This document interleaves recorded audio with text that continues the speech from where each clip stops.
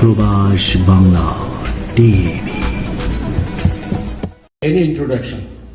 He's known all over the world with his accomplishments so far, and we're expecting so many more items to be invented. With his speech, we'll be going to the card.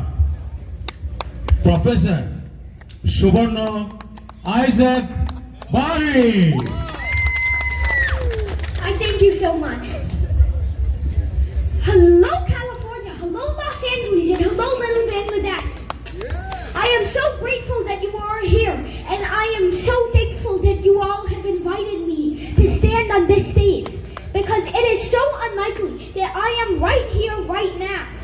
How I have risen to fame from just a single little talent that millions probably have out there. And some of you in this audience probably have this passion too. And so it is a miracle that I am here, and I thank you all for inviting me.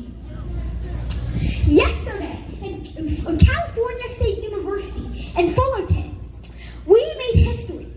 The Bangladeshi community of Los Angeles, led by Mr. Majid Siddiqui, and the Indian community of Los Angeles, led by Mr. Farid Farouqi, both of them came together just like in 1971's Liberation War to launch my presidential campaign for 2048. Now, first, before I begin, I would like us all to sing the national anthem of Bangladesh along with the national anthem of the United States. Please rise. Amar Sunar Bangla, আমি তোমায় ভালোবাসি,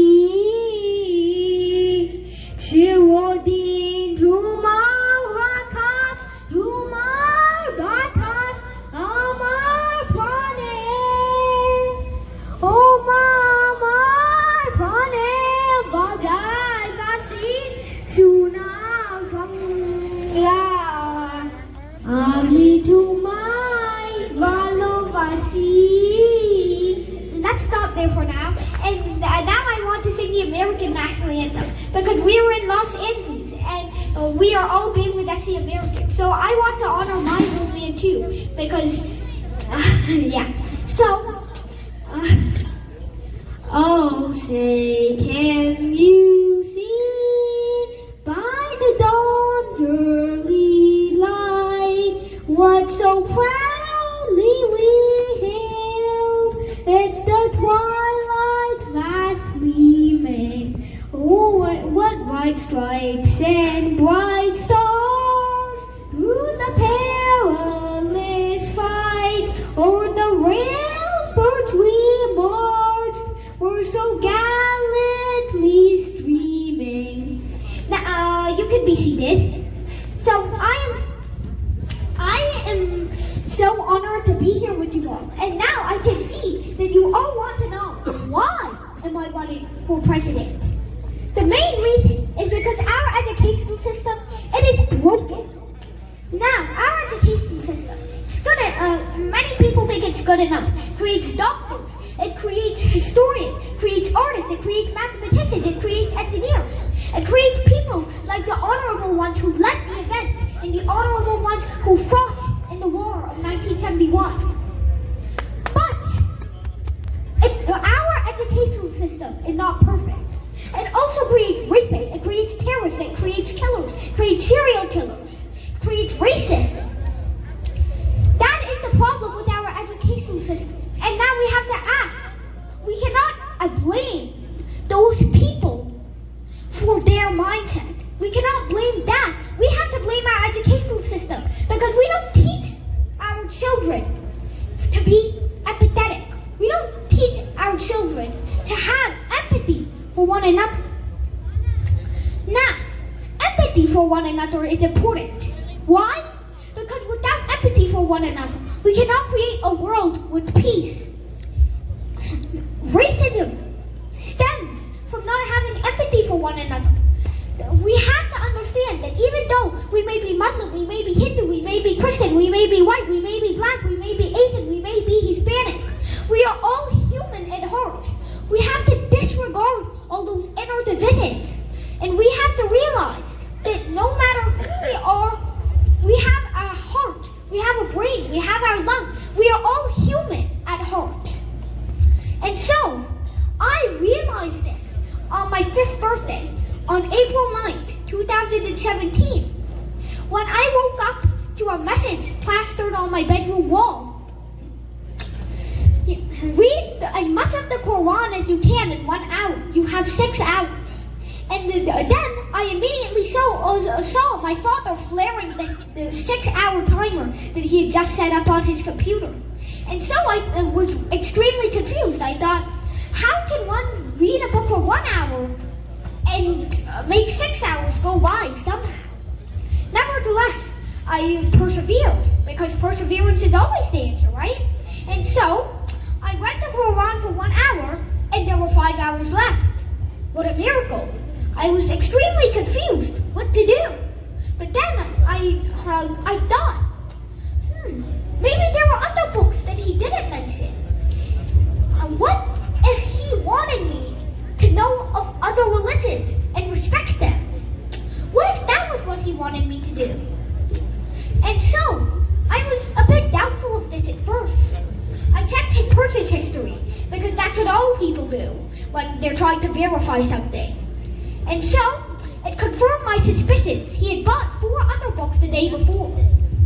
He had bought the Quran, he had bought the Banglar Bijoy, he had bought the Tripitaka, he had bought the Torah, and he had bought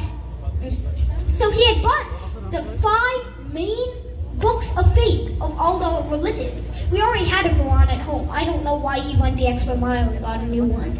But anyway, that was when I realized this challenge is not just a challenge. It is a message of respect. We have to respect one another. Just because we don't believe in what other people say, just because we don't believe in, say, Christianity, we don't believe in Hinduism, doesn't mean that we shouldn't pay respect to those. Not paying respect to them, disrespecting them, in fact. That is the root of racism. Differences are not negative. We should disregard differences. Or even better, we should see them in a positive light. Uniqueness is the best thing. We must have empathy for one another and realize that we are all one and the same. We are human. But what's worse, out of those good people, or those people who do at least something, how many of them make a major contribution to humanity? That's right, we don't inspire them to make contributions to humanity. Why? Because our education system has a second fatal problem, one that is more intertwined with the curriculum itself. We don't teach our children to be creative. We don't teach our children to imagine. Imagination is one of the most fundamental things. Imagination and creativity is what allows us to make new theories in science, what allows us to make great paintings, mysterious writings, great novels. And it's what allows us to make works of art, and it's what allows us to pioneer in science. But the problem is that we don't teach that sort of thinking in our schools. Why? Because we don't allow our students to think outside the boundaries of their teachers' heads. We don't allow students to think outside the box. And that's exactly what the problem is. We need to allow our students to think for themselves. We need to allow our students to become creative, experiment. We should make our lesson plan more loose. But instead, we tell that lesson plan straight to their face without any sense of discovery. And you want to know what that means? They're not going to be motivated to do any math and science. They're not going to be motivated to pursue math and science. And so, I want to get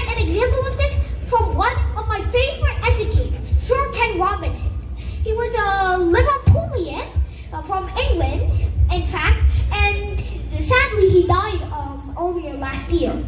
However, let me give you an example of imagination from his head. One day, he went to an imaginary classroom, and so the classroom had this teacher named Mr. Locke, and he gave the students this drawing activity. And so, draw whatever you wanted. And so there was this little girl in the back of the room who usually didn't care. They were sitting back in their chair and going la la la la la and daydreaming during all their lessons. However, at this particular time, they seemed extremely focused. And so, the teacher went over and asked her, "What are you drawing? You noticed this?" And she said, "I'm drawing God." And then the teacher, Mr. Long, said, "But we don't know what God looked like. You're drawing something wrong." She said, "You all may not know what God looks like, but you will certainly know in just a minute." And so, this is not only a golden piece of comedy, but it is also a golden piece showing us that our education system doesn't currently allow our students to think outside the box of our teachers' heads. It doesn't allow our students to pioneer and go outside the boundaries of the lesson plan. And that's exactly the problem. And so, what's worse, there are many other fundamental problems, such as our classrooms are so large that we don't pay attention to every individual student, like those who are falling behind or those who are falling ahead. And so, this is the problem with our educational system. We cannot create a world with peace. We cannot create a world with prosperity without changing our education system. Thank you. Awesome. Can you please walk to this cake and no, we are going to the car, and I want you all to please internalize what Suborno said. We must teach each other. We must teach empathy and love for one another if we don't want brutality to continue any further. Kindly internalize this, and hopefully we'll be in a peaceful country and world. Okay, now আমরা 30 সেকেন্ডে শেষ করবো এই পর্বটা। আসুন, এই কেকটা যিনি বানিয়েছেন এবং আমাদেরকে ডোনেট করেছেন, সাবিনা আহমেদ, তার জন্য একটা জোরে হাততালি হয়ে যাক। আমি জানি সবার হাতে ক্যামেরা আছে, হাততালি হবে না, তারপর তাই বললাম। ওকে, সো আপনাদেরকে ধন্যবাদ এই সুন্দর কেকটা আমাদেরকে বাংলার বিজয় বহরকে উপহার দেওয়ার জন্য। এবার আজকের অনুষ্ঠানের honourable chief guest, I request you to credit this one and say thank you Bijoy Bohor. Can you say that? Thank you Bijoy Bohor. Thank you, Bijoy Bohor. There you go.